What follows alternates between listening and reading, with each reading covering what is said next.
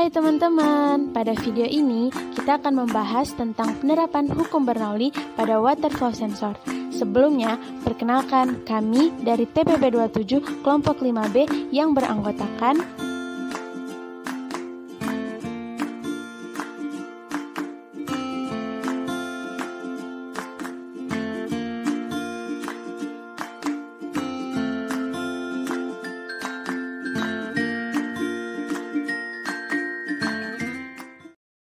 Pengertian hukum Bernoulli. Hukum Bernoulli adalah jumlah dari tekanan, energi kinetik tiap volume, dan energi potensial tiap volume di setiap titik sepanjang aliran fluida adalah sama. Contoh alat yang menerapkan hukum Bernoulli adalah water flow sensor. Apa itu water flow sensor? Water flow sensor adalah alat yang digunakan untuk mengukur volume atau massa suatu fluida berupa air dalam suatu jalur aliran dinamis. Aliran dari fluida ini bisa dalam suatu aliran tertutup seperti pada pipa maupun terbuka seperti parit atau sungai.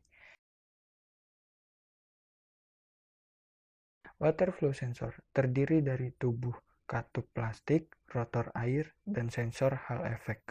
Ketika air mengalir melalui gulungan rotor-rotor, kecepatan perubahan dengan tingkat yang berbeda aliran. Adapun prinsip kerja dari water flow sensor. Prinsip kerja pada water flow sensor ini, air yang mengalir akan melewati katup dan akan membuat rotor magnet berputar dengan kecepatan tertentu sesuai dengan tingkat aliran yang mengalir. Nah, setelah tahu apa itu water flow sensor, kalian juga harus tahu kalau alat ini juga memiliki keunikan. Keunikannya itu bentuknya itu sederhana dan mudah dalam penggunaannya, serta tingkat akurasinya juga tinggi. Kemudian, keunikannya yang lain yaitu tidak adanya partikel atau komponen yang bergerak dalam alatnya, atau bisa dikatakan rapat, dan itu membuat partikel lain tidak memungkinkan untuk dapat masuk. Namun, alat ini juga memiliki kekurangan yaitu hanya dapat mengukur aliran cairan media yang suhu normal dan tidak dapat mengukur aliran air dengan suhu tinggi atau rendah.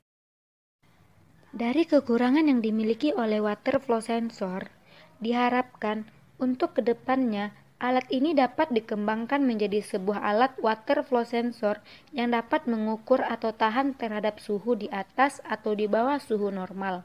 Karena masih ditemukan alat water flow sensor yang rusak dikarenakan air yang diukur memiliki suhu yang terlalu rendah atau terlalu tinggi. Sederhananya, alat ini diharapkan dapat berkembang menjadi alat dengan ketahanan terhadap suhu yang lebih ekstrim.